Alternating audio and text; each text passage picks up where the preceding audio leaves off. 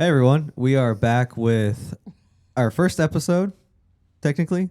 Yes. Episode 1, even though there's an episode 0 out, so maybe second episode, I don't know. But season 2, Planet Podcast, episode 1, and our first podcast with guests. Fancy. And our guests today are, I'll let you guys introduce yourselves. I'm the oldest. I'll go first. Okay. I'm Jen, the 1 minute older twin of Michelle, the 1 minute younger twin.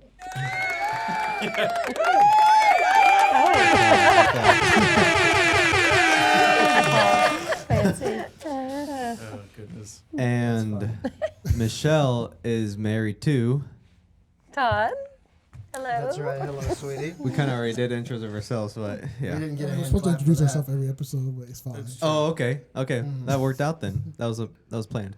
Todd? We somehow entered the Bro podcast That's right. talk show on a Saturday With a snowstorm coming. with a snowstorm. And we're dressed alike. There already was a snowstorm. We played in it this morning. It was Right. just Yeah. a dust storm. It came in with the wind. The real ice is coming. Yeah. Yeah. Look at us. Allegedly. We're here. We're here. Allegedly, yeah. Allegedly. But Well, I'm Todd. I'm one of the co-hosts. Roger's really the main guy. No, here. He's no, the I am one. not. He's the brainchild behind this.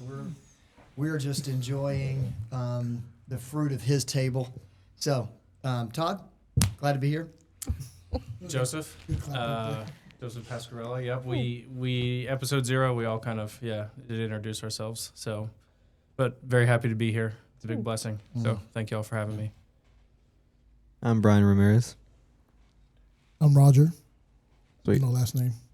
Sierra. Yeah. Okay. Which is a really cool last name, by the It way. is. Is it? Yeah. Oh, okay. Like, imagine, like, Agent Sierra. That sounds fire. Super secret top agent Sierra. No. I know No. people with the first name Sierra. Yeah, that's better. Yeah, Yeah. last name. Oh, Roger okay. C. Well, All right. So let's Is go this ahead and what get boys back. talk about? Yeah, this is literally how we talk. This is how guys talk. We don't compliment nails or hair. Oh, we love your hat. Oh, you Well, dress it's a good alike. secret agent name. Brian told me he liked my hat. I did. So he did did. compliment It's a- my hat. it's a good- And it's I a like great his hat. hat. And you like Just his wanted- hair. Thank Yeah. you. Well, Yeah. Roger, I've never thought of your name like a secret agent. That's how guys Now think. we do. Okay. But so before we get into the crux of this, how was everyone's week of before the snowstorm has been? I mean, we'll start. My week was good. Went by fast. Yeah. Anything exciting for anybody? Just trying to plan for the weekend is, from the church perspective, I'm on multiple texting platforms with pastors, and they're like, "What are you doing? What are you doing? Are y'all having service? Are you canceling Sunday school? Are you doing small groups?" So we're just all like, judging each other for whether or not we have service or not.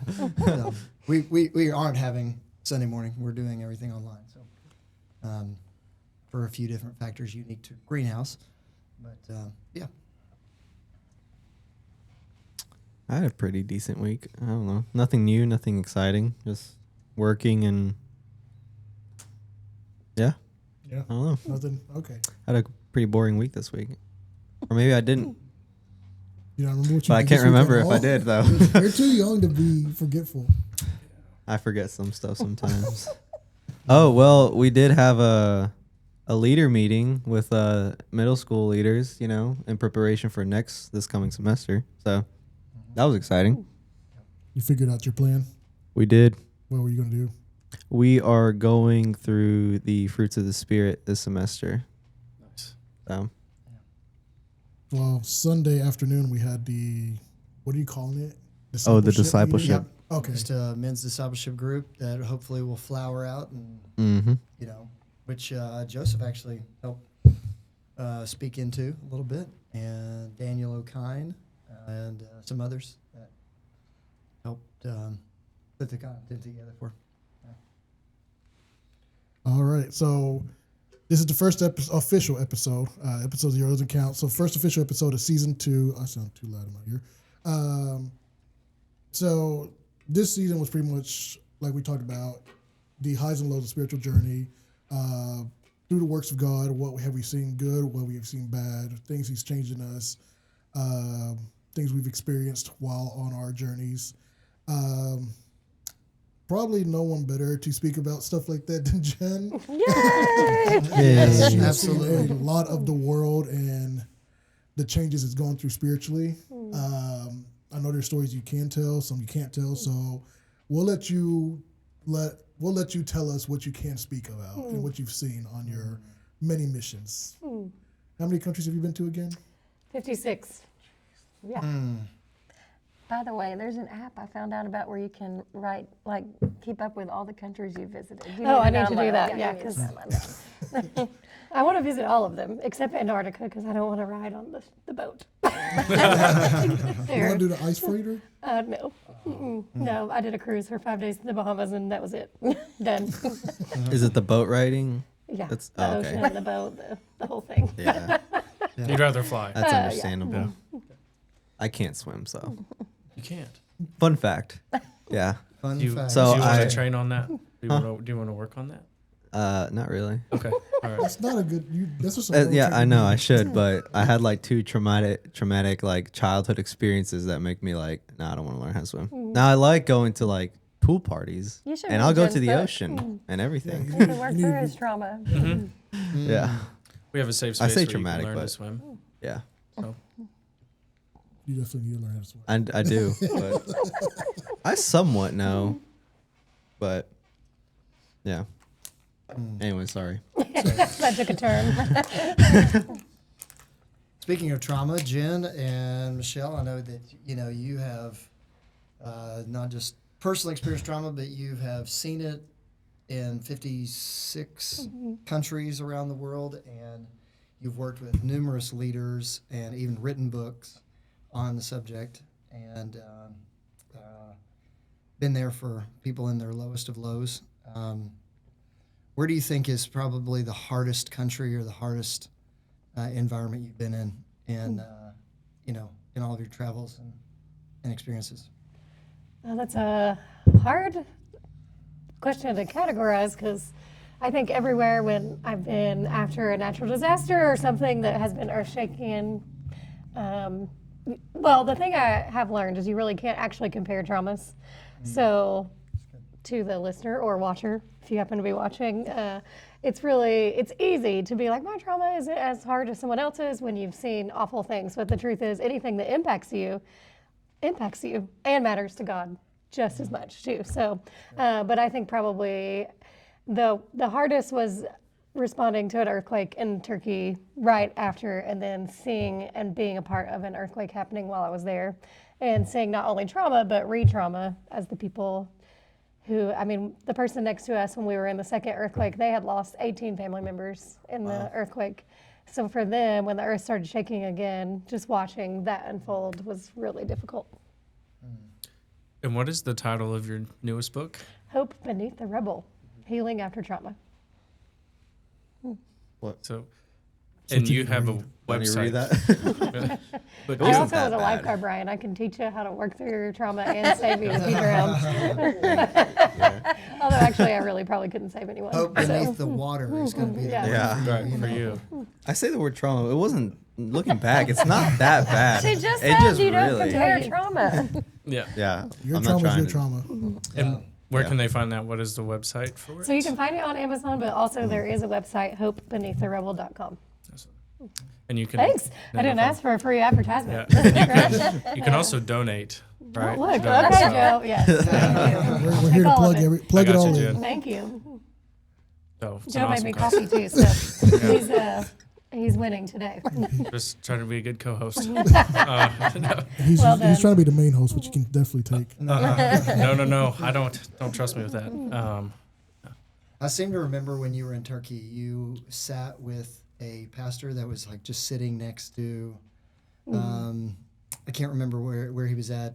It just spoke to me. It just spoke to me as a pastor, just thinking, man, here is a man of God who wants to lead well his congregation that's just been through,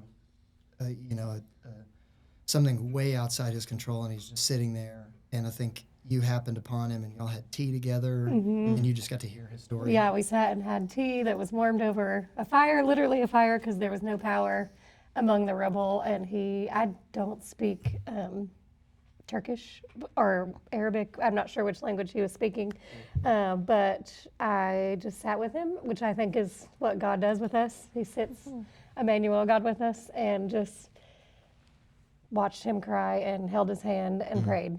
And just the reminder that we have a God who's with us even in our suffering. And that was after the second earthquake. So he was really wrestling. His church had built a mobile food kitchen to help people, and then the second earthquake destroyed it. So just where is hope in that situation? So you've seen a lot of traumatic incidents, situations like that. What are some like high points that you've seen on your travels, spiritual wise? I love seeing people encounter Christ on the holy ground of suffering, is how I describe it. And in particular in the Middle East, which I can't really talk much about on this podcast, but I will say that people are meeting Jesus. And many of them tell me about meeting him in dreams, where they have a dream about Jesus. They don't know who he is. And he says, someone's coming to tell you who I am. So it's an honor to be the person that gets to do that. Wow. That's really cool. Incredible. It's like the book of Acts, Yeah. which we're reading right now in our Bible reading plan. That's right. We're Acts 24. Is that right? Acts 24 today. Yeah. How many people do we have on that? Close to 100 people. Now, maybe not all of them are actually participating, but many have signed up, and it's fun because we get to at the end of every reading day we can interact with comments. There's probably 8 to 10 people interacting with comments, and that's fun to see what God's I love teaching. Michelle always writes a good comment. She doesn't like to use punctuation, but she does write a good. I'm just in a hurry. I just want to say I'm in a hurry. She always writes good You things. can read it whether it has punctuation or not. Oh man. And then Todd writes a sermon. It's like this long. Yeah, I have pretty long comments. So, besides your journeys, since we're talking about suffering in this season, how have you seen, or have a personal experience of suffering or anything that you got through with God, or maybe something He's put you through to grow you, possibly? Do you have anything like stories of that, possibly? Yeah, Michelle and I were laughing. We were like, why'd they ask us to be on this podcast? Because we're like the most, we don't really like to talk about, or we can find fun in suffering, right? Yes. But yes, when I wrote my last book, Hope Beneath the Rubble, I realized how one day, when they list the top traumas that you can go through, an earthquake, a natural disaster of any kind, being in danger, an accident, and I was like, wow, I've been through that. And then a tornado hit my house, and I've been in 3 major earthquakes. I was in a car accident that really should have killed me on the interstate, where I spun on I-75 across traffic 6 times and then hit someone head on. And so in the middle of all this, I can say, and also relational, I've had some relational trauma in the past year that I also won't go into detail about, but it about did me in. Last year was the hardest year I think I've ever walked through. And I think the thing that Jesus did is the same thing I've seen him do over and over around the world. Is he is truly God with us. He brings his peace, he brings his presence. And I may not understand at the time, but you see the steady thing is that he doesn't change. And his love doesn't change. And I have seen that over and over and over. And that's what brings me true joy, is that he doesn't change. And he suffered for us too, right? Like people tend to forget about that. Yeah, he understands Jesus understands our heartbreak, the our yeah. confusion, or Michelle, what about you? Where's the applause button? I felt like Was that that did it. You could do the horn too. Push the crickets. Every time Jen says something, I want to clap. There you go. That was good. every time I speak anywhere, I always try to take Michelle because she's the best. Isn't what she, about- Todd? She's the best. What about Michelle? I'm being let's serious. let's give Michelle the Yeah, the floor here. Oh, I hate to follow after Jen.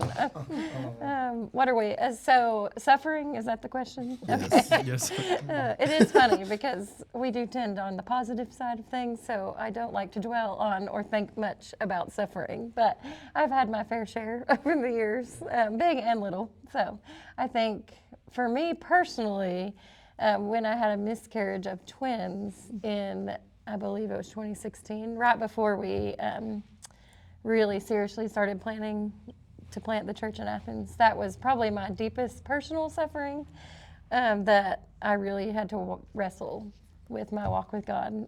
I've been through lots of suffering, but that particular one was very personal to me. And so I think if I think of a season of suffering, I think of that one and how that was the first time in my life that I woke up and I did not want to read my Bible. And that made me even sadder than the suffering. But I wrestled through that, and God met me and continued to meet. And if you are suffering, if you continue to show up, even when you don't feel it, He's going to continue to hold your hand and encourage you in suffering. So, How do you guys, both of you said that, find the funny and the good and the positive through all this suffering, and both of you have been through like hard suffering.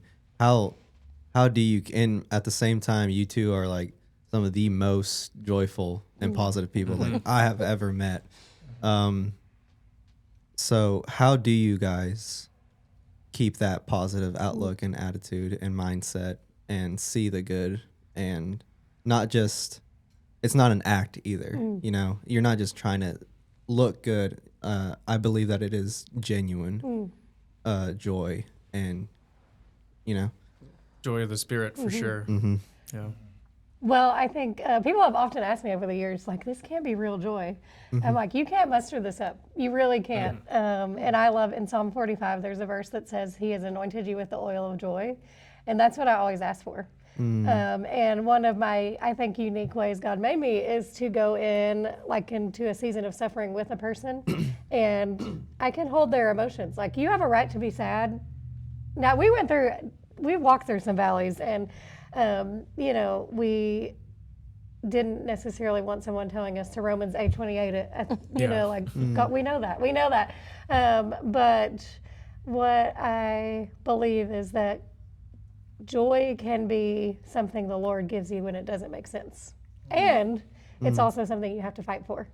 And I think our family modeled it well. We grew up in a very fun family that in suffering practiced joy. And so I think it's a practice. And so Michelle and I are always looking for fun, even when it's hard. And we're going to make a list of what it is and do it. Right? yes, that was so good.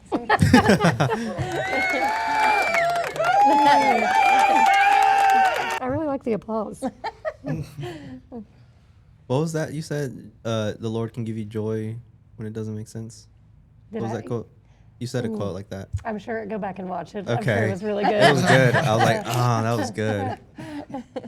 You did this last time too, where you heard something, you're like, oh, I like that, but I forgot what it was. Get your pen and write it down. Write it I down. should, Yeah. yeah. We need Do what notepads Todd's here. doing. Well, I think just a practice of joy, if you really want to experience joy, even in the midst of suffering, then you ask God for it. And you simply, this is just practical because I'm pretty simple and practical. You do things that bring you joy in the midst of suffering, even if you don't feel like it. And sometimes it might bring you joy, sometimes it might not, but just the discipline of joy is, you can be sad and joyful at the same time, to be honest.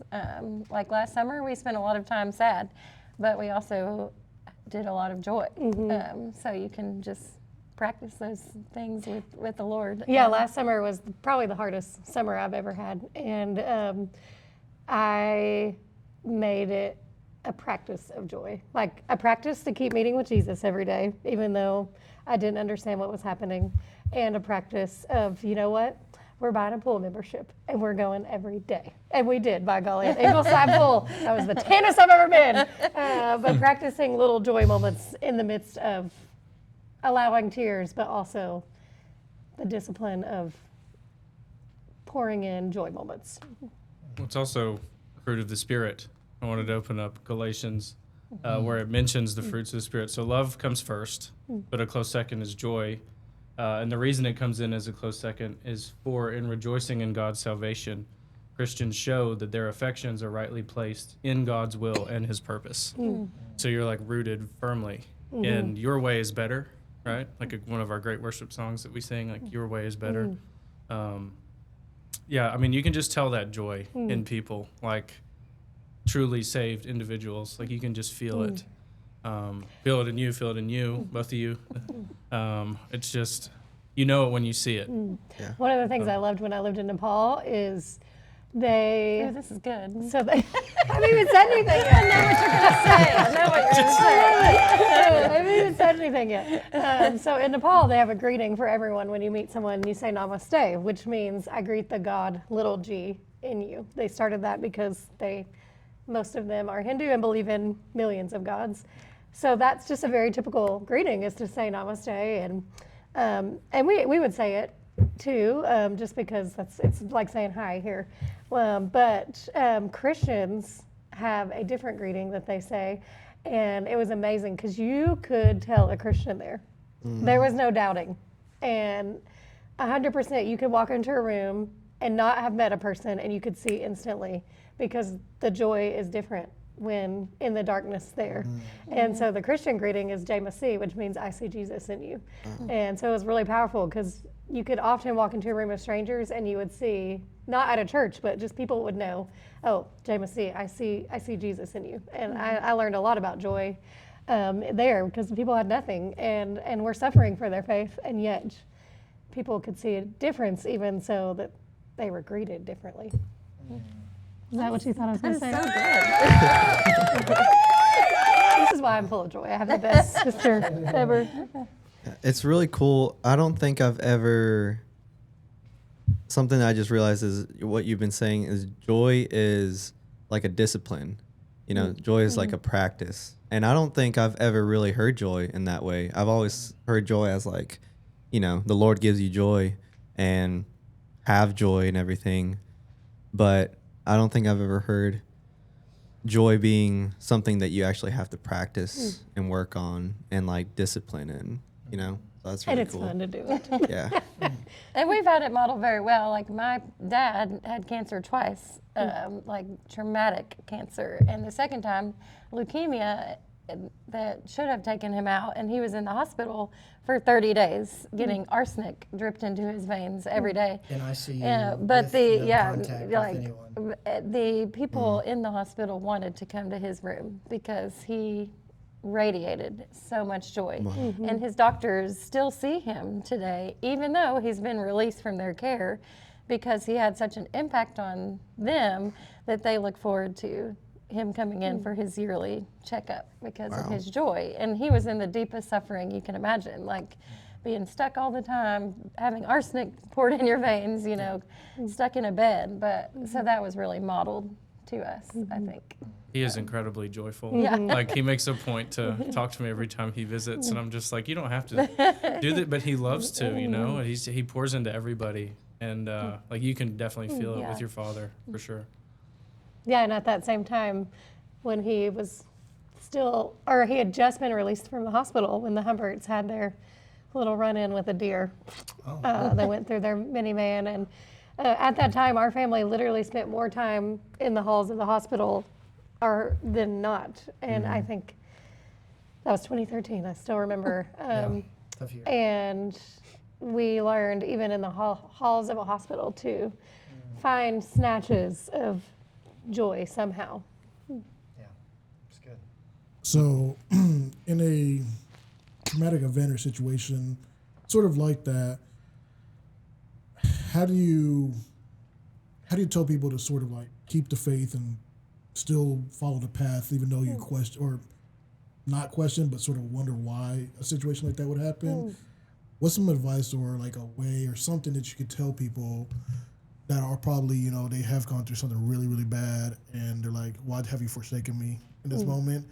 Because, I mean, I know a lot of people that when the good is good, they praise the Lord all day, every day.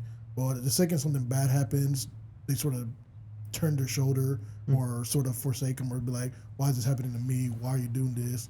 You're not a good God to me or anything like that in situations like this or any situation that sort of test of faith. How do you get through that, or what kind of advice do you got for somebody like that? I'd tell him to call Todd. I was going to say, I think that it's the discipline you have before traumatic events happen that are actually going to affect you the most. So if you have the discipline of meeting with Jesus every day, if you have the discipline of putting worship in your heart, putting worship music in your brain, memorizing verses, making it part of your daily walk to read the Bible and pray and connect with God, then when you have hard times and you don't feel like doing it anymore, it's just such rote habit that you do it anyway. And as you do it anyway, then it begins to minister to you again, even if you don't feel it at first. But if you don't have those habits in place before something traumatic happens, then you really have nothing to grab onto when you have nothing left. That's my thoughts. I see that with community too. Like if you have a strong community around you that's helping you stay rooted in Christ, and when something terrible happens, you get to lean back on those people that love you really well. But if sometimes when life is going well and you become absent from maybe your community group, small group, mentor group, church community, everything's going really well, and you think, well, I don't really need this. But then when life hits the fan, you don't have that relational context and strength that those people can help carry you. Like I think about the paralytic in the Gospels where his friends took him to Jesus. You don't have that. I thought that was a clap. I was like, yes, I got a clap. Man, it was actually just Brayan losing his headphones. So sorry. no, but Well, they put him through the roof. yeah, they put him through the Mark, roof. Yeah. And so, and of course, that's really meaningful for me looking from my perspective as a pastor, because I think the church is community. And so that's part of God's design for our joy and our endurance in the faith is having those people in our lives that can help us. When we're weak, they're strong. When we're strong, they're weak. When we're, so. And I would encourage people that just to be honest and wrestle, and that the Bible is full of that honest wrestling. I love that. I love that he put in there. The whole Psalms is like a roller coaster ride. It's the ups, it's the downs. It's the best of times, it's the worst of times in one chapter. And those were people just like us that were wrestling with, what are you doing, God? And so there's a model to follow. Even Jesus wrestled, what are you doing, God? And so I think that is what I encourage, is don't pretend that you're not wrestling, but wrestle. And because he's big enough. And also don't pretend you don't have emotions, because you do. And if you don't let them out, then eventually they'll come out some way, somehow. That's good. So I think the wrestling is important. And to know it's normal. Everyone's looking at each other now. They don't know what to I thought say. you were going to say something a second ago and you stopped. So I don't know. I have two things to say. I forgot them though. you're so forgetful. I know. Give that boy a notepad Yeah, we need and a a pen. Do you want my pen and paper? No, it's okay. I He think. dropped his headphones. It threw him off. It threw him off. Yeah, I was gonna scratch my ear. And it just Next time, Joseph will scratch your ear for you. Yeah. yeah. Well, it was the left ear, so I need a Roger too. I'll get you next time. Just let me know. Here we are in the Bro Club again. I found out a lot today. Yeah, this is how guys are. Yeah, that's right. Well, I did want to mention that we were talking a lot about joy. I think a lot of people know that, or don't know, like joy and happiness are two different things. I believe that like joy, like Joseph said, it's in the Bible. It's a fruit of the Spirit. It is of the Spirit. I believe that you can have. I mean, you guys just said proofs that you can be sad but have joy still. And happiness is sure, happiness can be of God too and of the Spirit. It's an emotion that's naturally built into us. Therefore, I believe it is from God, of course. But there is, yeah. I mean, if we want to go more into that, like if you guys have wiser things to say about that, but I just wanted to say that like there is a difference between joy and It makes and me think happiness. of a psalm. There's two psalms in my mind right now, but one like you're describing here is Psalm chapter 4, I believe, verse 8. I can't exactly remember. I do have my Bible. I could open it. But it says, "You've put more joy in my heart when their grain and wine abound." And it makes me think like people that have the best of the world, that's God's gift too, you know. But there's something beyond the material, physical, and that's God's gift. You know, we are obviously material beings, but I could have the best of the world and not have joy. But God gives me something beyond that, joy beyond that. Is that right? Psalm 4:8? Todd's a walking Nope. Bible. It's Psalms I know. 4:7. We tried to say that last time. Even put One more- verse off. He is absolutely a walking Bible. You have put more joy in my heart than they have when their grain and wine abound. Oh wow, weird that you knew. So this commentary says in Joseph's ESV Study Bible. Mammoth Study Bible, Mammoth. in the Old Testament, joy is not focused on material prosperity in and of itself.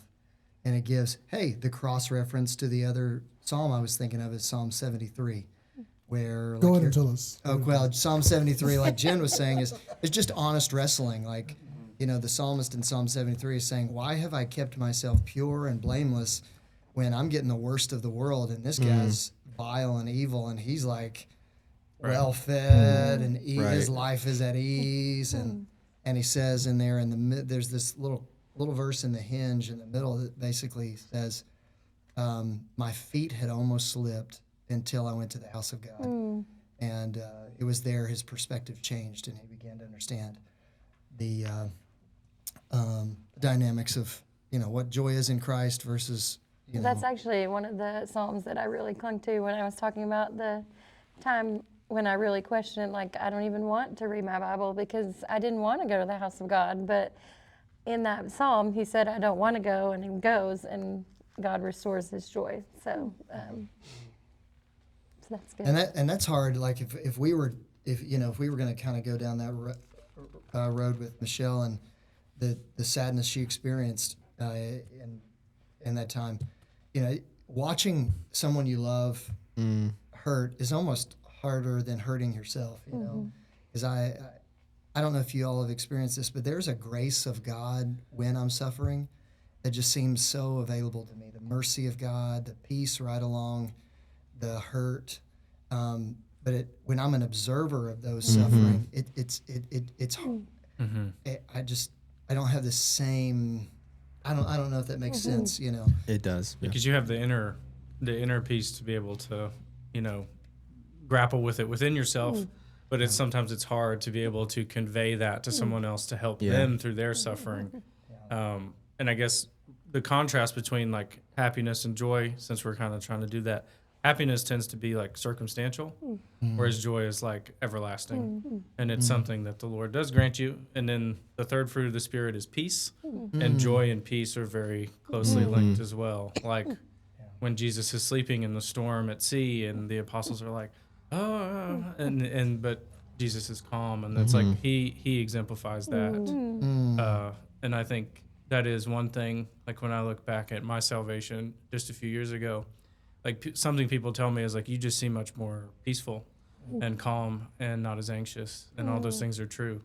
And I don't know, it's They're very real. spiritual. Yeah. Like joy and peace are legit spiritual aspects, you know, that when you have the Spirit within you, you have those things with you now too. And traveling the world, it's amazing when you see people that, according to their circumstance, like the difference between if someone knows that fruit of the Spirit because they know the Spirit and Jesus versus the people that are in the darkness and begging for, looking for, searching for, where's the light? and they don't know Jesus yet.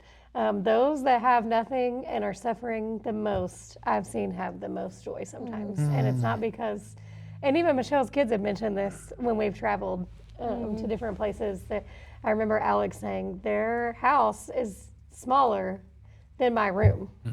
And he was like, but they have such deep joy and they have nothing. And I think he was 15 at the time when he said that, and I think that is really telling. I've seen it around the world. And it doesn't mean when you're in the suffering that you're just like, I love it. You know? Yeah. That would be false and fake. But it's a deep abiding that is different.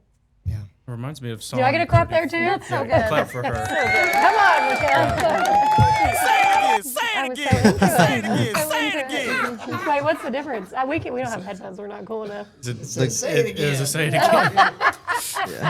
I like that. Yeah. Or the crickets. Total crickets. You're too good to get crickets. So Psalm 34 is one of my favorite psalms, and 4 through 7, I think, really encapsulates what we're talking about. I sought the Lord, and He answered me and delivered me from all of my fears. Those who look to Him are radiant, and their faces shall never be ashamed. So we talk about how you can see it. This poor man cried, and the Lord heard him and saved him out of all his trouble. The angel of the Lord encamps around those who fear Him and delivers them. Good. So it's like that. I mean, this psalm is incredibly rich. It's a longer one, and it's, taste and see that the Lord is good. That's what most people, I think, remember of Psalm 34, but it's one of my favorites. But That's good. it has a lot to do with this theme. Yeah. So I guess my way of condensing this down is that joy is proactive and happiness is reactive. Because, like you said earlier, happiness is an emotion, which is a chemical reaction to something. Yep. But joy, is always with you at all times. You can be going through a hard day or something like that, but you can still have joy, and something can spark, maybe a memory or something can spark something in your heart, and you're back to being at bliss again. So it's easier way to say it. That's why I think it's the easiest way to say it, that joy is always going to be with you. It's proactive. It's always with you, consistently going. And happiness is a reaction to something. So that's why you can be sad, suffering, but also be joyful. That's good. That was good. We'll clap for you.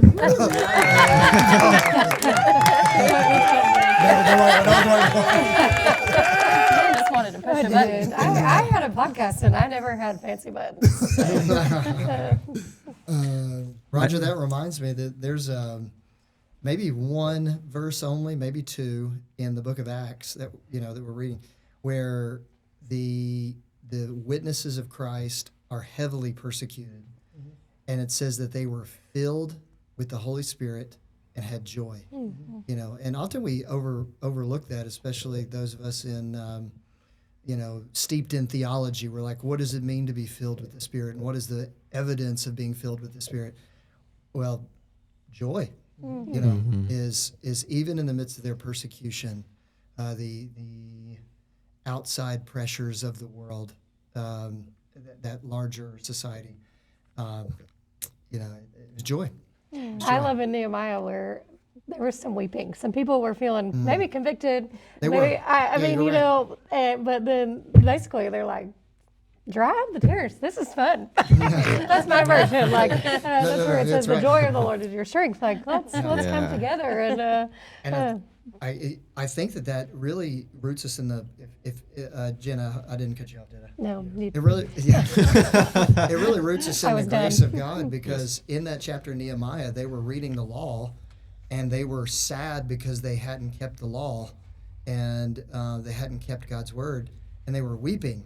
And then they were like, well, we're going to fast today, and we're gonna weep and have this time of repentance, which obviously you see in different scriptures like Joel, call the solemn assembly and rend your heart, not your garments, and call a fast. But in Nehemiah, he's like, no, this is a day for rejoicing. Like, this is a day God's bringing restoration. The joy of the Lord is your strength. And I think that roots our joy in God's character. Like, sometimes we think we can't be joyful because God must be mad at me, or He's angry with me, or He's hidden His face from me, or I should be shameful in Him. But His attitude toward us is joy. You know, his attitude toward us as his children. Didn't you say before there's a certain amount of times he says joy in the Bible, but doesn't say happiness or something like that? I remember you saying something like that. I can't remember the numbers exactly. Yeah, I can't remember. That's a good question. I don't know. Look it up, guys. We'll put it in the show notes. Yeah, That's what they always say on Real Talk. Do you have show notes? Because podcasts have show notes, Roger. I mean, I just do a small description with the overall. Look. Show notes is just too much work. I don't think anybody actually reads show notes. Let's be honest. Not really. But Not I unless do, they're looking for a I do specific love how they part. always say, I'm putting it in the show notes. The link in the show notes. Yeah, I just put it in the description. That's all I say. It's in the description. Yeah. Which is everything. Links and all. Well, we do kind of have our more like wrapping up topics of like redemption, patient endurance, steadfast faith, like how we move from suffering to this redemption. We go from the valley to The peaks. we crest upon it. So I know we've kind of touched on some of the positives that you have seen in your travels, and maybe even Michelle could shine some light on like her ministry and like how you lead the community group. But like maybe we kind of wrap up this last portion with like more of the peaks, more of that stuff. Yeah. How have you seen God use suffering and pain or hurt redemptively, around the world, or even in motherhood? I mean, just life in general. Just life in general. Yeah. Well, it's always easy to look back later and see answered prayer. I mean, and then it makes you want to worship. So I think that brings the peaks is when you record what God has done, and you, through the suffering, you get to the other side. We had a particularly challenging season with one of our kids that I thought would never end, and now that we're on the other side and she's doing really well, like it really encourages me that you can get through the hard times, and even in community group or in the church, when you do suffer alongside people and walk through them with suffering, then when you see God answer prayer, it is really exciting and makes you want to worship and celebrate, so. Yeah, like just yesterday in your living room, we Yeah. prayed for the Andersons' little boy Cole, and he was walking around, and that was not what the doctors thought would happen. And I got teary-eyed just watching him walk because we walked with them through the valley of what's going to happen here, And I am a writer of my prayers because I get very distracted, so I need to write it down, and I have years worth of answers that didn't always come the way I wanted or the time I wanted, but they always came. Or still, they're not answered yet, but I know that the character of God is the same. And so I think when you see that, it makes you want to keep trusting, keep your eye on the faithfulness. I love the verse where it says, you will see the goodness of the Lord in the land of the living. And that, I think, is what, I've seen horrific things, that could keep me up all night long with just nightmares of what I've seen around the world in response to suffering or heard of suffering. And the thing that balances that is that I will and have seen the goodness of the Lord in the land of the living. That's what I cling to. Where do you look? I was looking at Roger. I'm like, I'm just letting him talk. I mean, Todd will close this in prayer when we're done. Yeah. But it's so The most anointed. yes, the most. Loves that. Not at all.